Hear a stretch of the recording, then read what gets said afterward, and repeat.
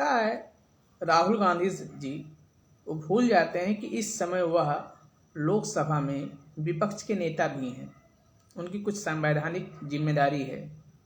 वो अभी भी अपने आप को सिर्फ कांग्रेस का नेता मानते हैं, जबकि वह अब लोकसभा के विपक्ष के नेता हैं। विपक्ष का नेता बहुत सारी जो कार्यपालिका द्वारा नियुक्तियां होती हैं उसमें वह मेंबर होता है। अभी हाल ही में चीफ इलेक्शन कमीशन की नियुक्ति हुई कल, जिसको लेकर राहुल गांधी ने डिसेंट नोट दिया था कि उनकी अपनी आज़ादी है, अगर किसी को नियुक्ति करने में उनकी राय ली गई और उससे असहमत हो तो डिसेंट नोट देना चाहिए। लेकिन डिसेंट नोट किस आधार पे था, उनका ग्राउंड क्या था? इस आधार पे था कि वो केवल प्रधानमंत्री और गृह मंत्री का विरोध करना चाहते थे इसलिए, या कोई वैलिड ग्राउंड है, कोई वैध आधार है जिस आधार पर राहुल गांधी जी ने जो चीफ इलेक्शन कमीशन नियुक्त हुए उनका विरोध कर रहे हैं? राहुल गांधी एक तर्क दे रहे हैं कि जब सुप्रीम कोर्ट में इसकी सुनवाई 19 फरवरी को होनी है तो आप क्यों नियुक्त कर रहे हैं?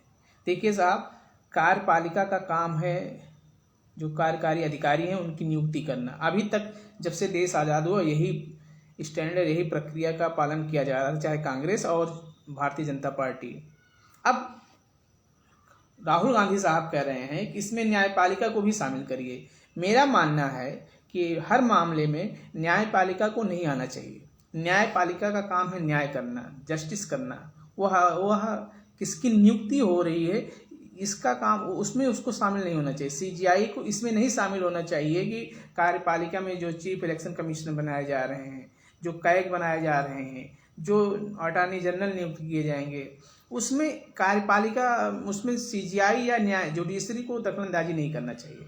क्योंकि भारत का संविधान कहता है कार्यपालिका, विधायिका और न्यायपालिका एक अलग अलग तंत्र हैं।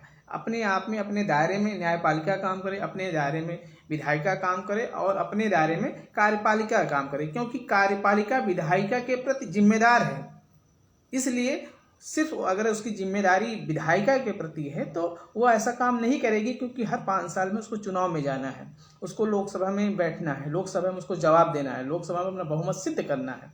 अगर बहुमत उनके साथ है तो उनको कोई भी प्रक्रिया का जो संविधान द्वारा प्रदत्त शक्ति है उसका उपयोग करते हुए किसी की भी नियुक्ति करने का अधिकार उनको है। हाँ, अगर किसी व्यक्ति पर कोई आरोप है कि उनका आरोप उनके ऊपर लगे, जो उनके आरोप लगाएं कि मान लीजिए किसी एक्स व्यक्ति के नाम पर आपने आरोप लगाया कि इनका जो आचरण है ऐसा है, इन्होंने कहा कोई पिछले कार्यकाल में, पिछले समय में ऐसा कुछ काम किया, किसी को उन्होंने बेनिफिट पहुंचाया, तो उस आधार पर आप आरोप लगा सकते हैं। लेकिन क्योंकि अब प्रधानमंत्री, गृह मंत्री किसी को नियुक्त करेंगे, उसमें आप उम्मीद करते हैं कि हर बात पर राहुल गांधी शामिल हों, तो मुझे लगता है कि बड़ी मुश्किल बात है।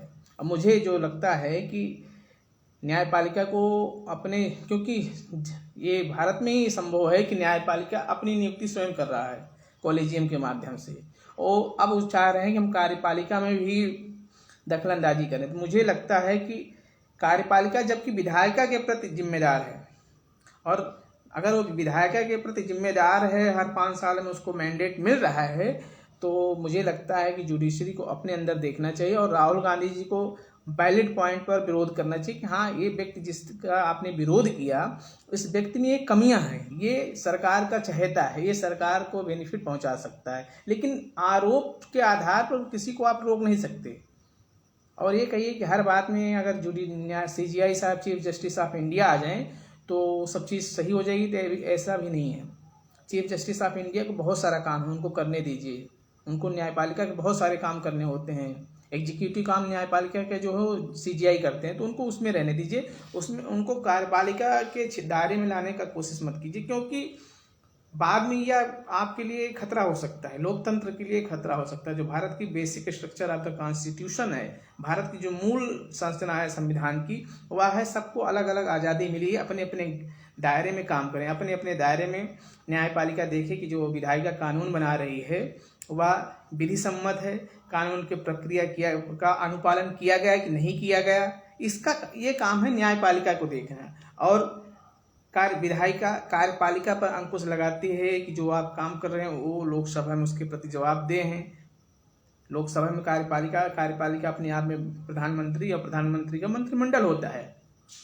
वह लोकसभा में जिम्मेदार है। अगर लोकसभा का बहुमत विश्वास उसको प्राप्त है तो सही है। अगर उसमें कोई किसी व्यक्ति के ऊपर अगर आरोप लगा रहे हैं कि पर्टिकुलर पर्सन ये गलत है, तो उसका जो आपका आरोप कोई सिद्ध नहीं होता। आपने किसी को कह दिया इनको नहीं रखना चाहिए, क्यों नहीं रखना चाहिए उसका आप आधार दें। क्योंकि इसमें पहले कुछ निर्णय आया था, उसमें सीजीआई को शामिल कर। मुझे लगता है कि न्यायपालिका को कार्यपालिका के कार्यकारी जो शक्तियाँ हैं उससे दूर रहना चाहिए। इवन मैं तो यहाँ तक कहूँगा कि न्यायपालिका में न्यायाधीशों की नियुक्ति न्यायाधीशों के द्वारा न हो, क्योंकि पिछले कई 150 सालों में ऐसा देखा जा रहा है कि कई जो जज हैं उन्हीं के लड़के जज बन रहे हैं, उन्हीं के लड़के प्रैक्टिस करते हैं, उन्हीं के फेवर में बहुत सारे निर्णय होते हैं। इलाहाबादिया का केस आज कल था शायद, और सुप्रीम कोर्ट ने माना कि जो इलाहाबादिया ने अपने प्रोग्राम में किया, जो कमेंट दिया, वो बहुत ही असामाजिक था, बहुत ही गलत था। लेकिन फिर उन्होंने सुप्रीम कोर्ट पता नहीं कैसे यू टर्न लेते हुए कहा कि अब इनके ऊपर कोई एफआईआर दर्ज नहीं होगी, इनकी गिरफ्तारी पर रोक लगा दिया। क्या ऐसा ट्रीटमेंट देश के अन्य नागरिकों को भी मिलता है? आप मान भी रहे हैं कि इसने अपराध किया है, इसने गलत किया है, समाज की जो सोशल एक्टिविटी थी, जो समरसता थी, सामाजिक समरसता को इसने डिस्टर्ब किया है। ये समाज के खिलाफ इनका बयान है, जो आचरण है समाज के खिलाफ है, धर्म के खिलाफ है। किसी को आप आज़ादी के नाम पर आप कुछ भी बोलें तो ये ठीक नहीं, उसको सुप्रीम कोर्ट ने माना। लेकिन फिर क्योंकि जो इलाहाबादिया के वकील थे पूर्व सीजीआई साहब के लड़के हैं, ऐसा कुछ लोग कह रहे हैं, उस आधार पर उनको वर्तमान सीजीआई और उनकी बेंच ने कहा नहीं ठीक है, आपके ऊपर जो एफआईआर दर्ज है उस पर रोक लगानी चाहिए, और जो उनकी गिरफ्तारी पर भी रोक लगा दिया। तो यह मुझे लगता है कि कार्यपालिका पहले अपने अंदर देखे, न्यायपालिका पहले अपने अंदर देखे। कार्यपालिका अगर कोई गलत काम कर रही है तो सुप्रीम कोर्ट में ऑटोमेटिक चैलेंज है। अगर सुप्रीम कोर्ट में कार्यपालिका ने कोई गलत तरीके से किसी की नियुक्ति की है, अगर गलत तरीके से किसी का अनुमोदन कर दिया है, गलत तरीके से किसी व्यक्ति को उस पद पे पहुंचा दिया, जैसे विनोद राय साहब को कैग प्रमुख बनाया गया था, तो वह इंसान मुझे, अब उस पर मैं किसी दिन वीडियो लेके आऊँगा विनोद राय पर। तो अगर किसी गलत व्यक्ति को, जिसका ट्रैक रिकॉर्ड पीछे समय का खराब रहा हो सकता है किसी पार्टी के लिए काम किया हो सकता है किसी को फायदा पहुंचाया हो, उस आधार पर अगर आप उसका विरोध करते हैं तब तो ठीक है। लेकिन आप इस आधार पर कह रहे हैं कि इसमें सुप्रीम कोर्ट में सुनवाई, भाई एक दिन क्यों खाली रहे सीजीआई का पद? हाँ, सीजीआई को जो पद हो वह, क्योंकि वह जब चुनावी प्रक्रिया शुरू हो जाती है तो सीजीआई अपने आप में बहुत बड़ा एक संस्थान होता है। सीजीआई को भी ईमानदारी से, बिना किसी भेदभाव के, सबको समान अवसर देते हुए चुनाव की प्रक्रिया को संपन्न कराना चाहिए। ऐसे बहुत सारे आरोप लगे कि सीजीआई और चुनाव आयोग, महाराष्ट्र में बहुत सारे लोग कह रहे हैं कि लोकसभा के बाद और विधानसभा के बीच में 40 लाख लोगों को जोड़ा गया। क्या यह किसी को फायदा पहुंचाने के लिए किया गया? अगर दिल्ली में ऐसे भी आरोप लग रहे हैं कि बहुत सारे विधानसभा में बहुत सारे लोगों को वोट काटा गया और कुछ लोगों को वोट जोड़ा गया, तो क्या किसी ये राजनीतिक कारण से हुआ या जेन्युइन एक प्रक्रिया के तहत हुआ? अगर जेन्युइन एक कोई प्रक्रिया का अनुपालन हुआ है तो उसमें किसी को कोई हर्ज नहीं उसको। लेकिन चुनाव आयोग को सबके सामने रखना चाहिए कि 6 महीने में महाराष्ट्र में 40 लाख वोटर कैसे बढ़ गए। क्या इतना अच्छा काम अगर कर रहे थे तो लोकसभा में क्यों नहीं इनकी संख्या बढ़ी? तो ऐसे बहुत सारी चीज़ें हैं। मैं नहीं कह रहा हूँ कि चुनाव आयोग एकदम पारदर्शी है, पाक साफ है, लेकिन उसकी जो, मुझे लगता है उनकी नियुक्ति, जो भी कार्यपालिका के पास जो नियुक्ति शक्ति है वो सिर्फ कार्यपालिका के पास होनी चाहिए। ये चाहे आज प्रधानमंत्री भारतीय जनता पार्टी सत्ता में है, कल कोई और आएगा, तो आप ऐसा मत करें कि हर चीज़ में न्यायपालिका को लाकर कार्यपालिका की जो शक्तियां हैं उसको सीमित कर दें। कार्यपालिका है, उसको एग्जीक्यूटिव पावर है, उसको ही काम करने की, निर्णय लेने की आज़ादी है, क्योंकि उसको लोकसभा के प्रति वो जवाबदेह है, विधायिका के प्रति जवाबदेह है, और बहुत सारे जो संस्थान है वो जवाबदेह नहीं है। न्यायपालिका किसके प्रति जवाबदेह है? अगर वहाँ कोई निर्णय दिया जाता है तो फिर उसमें विधायिका में जाकर उसको फिर से करेक्शन किया जाता है। तो ऐसे बहुत सारे निर्णय हो जाते हैं कभी जो सही नहीं, तो फिर वो विधायिका के द्वारा, लोकसभा राज्यसभा के द्वारा उसको संशोधन किया जाता है। लेकिन कार्यपालिका की जो मौलिक शक्तियां हैं, मौलिक कर्तव्य हैं, उनको करने देना चाहिए। उसमें किसी को भी किसी प्रकार का दखलंदाजी नहीं करना चाहिए।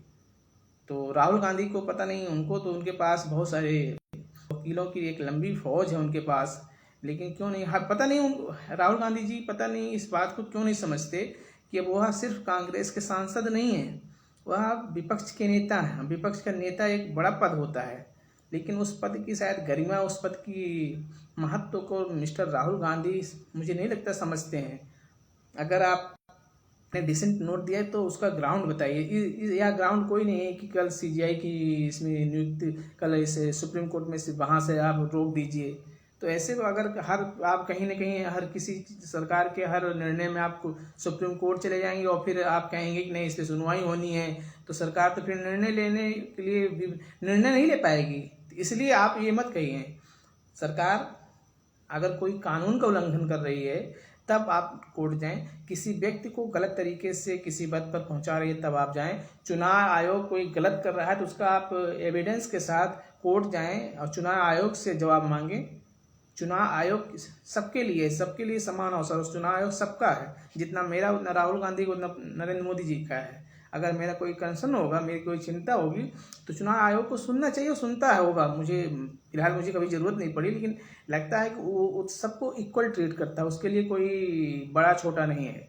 तो लेकिन अगर चुनाव आयोग हरियाणा विधानसभा, दिल्ली विधानसभा और महाराष्ट्र विधानसभा में उनके ऊपर आरोप लगे, क्योंकि यहाँ पर राहुल गांधी और कांग्रेस की हार हुई हरियाणा और महाराष्ट्र में, और दिल्ली में आम आदमी पार्टी और कांग्रेस की यहाँ, इसलिए अगर जीत जाते तो शायद ये सब जो 40 लाख वोटर जुड़े थे शायद ये सब आरोप ना लगते। अब इसमें सच्चाई क्या मुझे नहीं पता, लेकिन मैं यह मांग करता हूँ, मानता हूँ कि सीजीआई को अपने दायरे में, न्यायपालिका की जो उनका दायरा है उसमें रहना चाहिए, और उनको कार्यपालिका के जो एग्जीक्यूटिव पावर हैं, उसको उनको शक्तियाँ मिली हैं, उसमें दखलंदाजी नहीं करनी चाहिए। तो राहुल गांधी जी पता नहीं इस चीज़ को समझते हैं, पता नहीं। वो बीच बीच में कहते हैं कि संविधान खतरे में है, लेकिन ये नहीं बताते संविधान को किससे खतरा है। उनको बताना चाहिए कि और संविधान पढ़ना चाहिए। हमें हमारे संविधान में जो उसकी आत्मा है कि कार्यपालिका, विधायिका और न्यायपालिका अपने अपने क्षेत्र में आज़ाद हैं, स्वतंत्र हैं काम करने के लिए।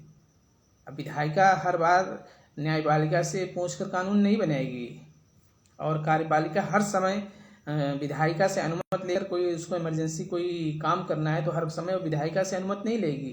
वो लेगी, पहले काम करेगी, फिर अगर उसको लगेगा कि वो अध्यादेश या और फिर उसके बाद जब सेशन जारी होगा तो उसमें कानून उसको ला के रखेगी सदन के पटल पर। लेकिन हर बात के लिए अब अगर वो जाके न्यायपालिका से पूछे, हुजूर यह कानून बना लें, हुजूर यह काम कर लो, तब तो फिर काम में कैसे काम चलेगा देश का।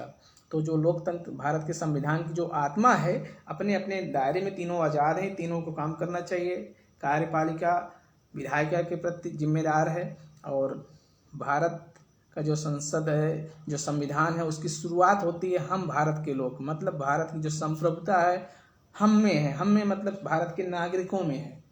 भारत की संप्रभुता भारत के संसद में है, क्योंकि हम जब चुनाव से किसी कैंडिडेट को चुनते हैं और वह सदन में जाता है तो भारत की जो संप्रभुता है वह संसद में है, और संसद ही संप्रभु है। और अगर कार्यपालिका संसद के प्रति जिम्मेदार है, जवाबदेह है, तो मुझे इसमें कोई हर्ज नहीं लगता, इसमें कोई बुराई नहीं है कि कार्यपालिका को जितनी कार्यपालिका की जो और संस्थान को नियुक्तियां करने का सारा अधिकार सिर्फ कार्यपालिका को होना चाहिए। उसमें किसी को भी किसी प्रकार का कोई दखलंदाजी नहीं करना चाहिए। यही प्रक्रिया पूर्ववर्ती सरकारों ने पालन किया, यही प्रक्रिया आगे भी होगा। अगर आप न्यायपालिका को इसमें शामिल कर लेंगे तो वो ठीक नहीं होगा, मुझे नहीं लगता वह ठीक होगा।